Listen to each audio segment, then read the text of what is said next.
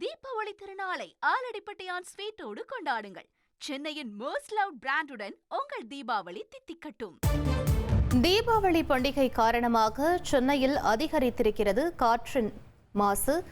மேலும் விவரங்களை எமது செய்தியாளர் தாயுமானவன் வழங்க கேட்கலாம். தாயுமானவன், காற்றின் தரக்குறியீடு எந்த அளவில் இருக்கிறது? முழு விவரங்களை பதிவு பண்ணுங்க. தீபாவளி பண்டிகையொட்டி சென்னையில நேற்று நள்ளிரவு காற்று மாசு என்பது அதிகரித்திருக்கிறது. சென்னையில நேற்றைய தினம் காற்றினுடைய தரக்குறியீடு என்பது 80 பதிவாகி இருந்த நிலையில ஒரே இரவுல அந்த காற்று மாசு என்பது அதிகரித்திருப்பதாக தகவல்கள் என்பது கிடைக்கப்பட்டிருக்கிறது. மழை காரணமாக காலையில பட்டாசு வெடிக்கும் பழக்கம் என்பது பொதுமக்களிடம் குறைவாக காணப்பட்டது.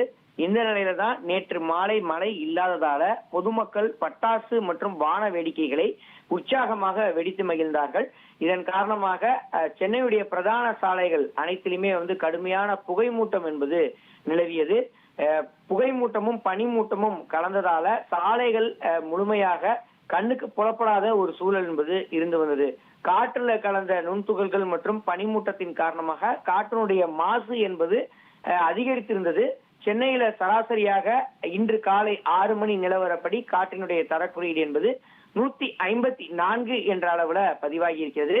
நேற்று தினம் 80 இருந்த காற்றின் தரக்குறியீடு நேற்று ஒரே நள்ளிரவுல 154 வரைக்கும் அதிகரித்திருக்கிறது. அதிகபட்சமா பார்த்தோம் என்றால் பெருங்குடியில 217 ஆகவும், மணலி மற்றும் வேளச்சேரியில தலா 151 ஆகவும், அரும்பாக்கத்துல 145 ஆகவும், ஆலந்தூர்ல 128 ஆகவும், கொடுங்கையூர்ல 108 ஆகவும் காற்றினுடைய தரம் இன்று காலை 6 மணி நிலவரப்படி பதிவாகி இருக்கிறது. இது 2024 தீபாவளி பண்டிகையோடு ஒப்பிட்டளவுல பார்க்கக்கூடிய பட்சத்துல 2024 போது 2024 தீபாவளியின் போது திருவொற்றியுள்ள காற்றினுடைய தரக்குறியீடு குறைந்தபட்சமாக 150 ஆகவும், அதிகபட்சமாக வலசரவாக்கம் மண்டலத்துல 287, அதாவது மிக மோசம் என்ற அளவுல பதிவாகிறது.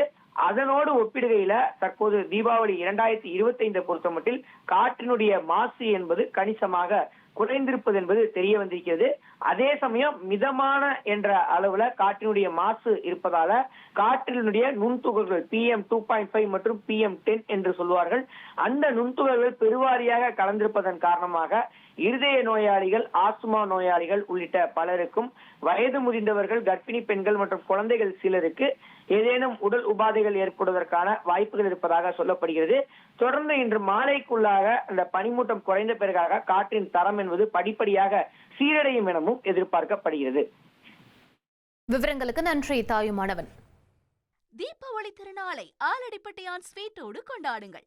சென்னையின் மோஸ்ட் லவ்ட் பிராண்டுடன் உங்கள் தீபாவளி தித்திக்கட்டும்.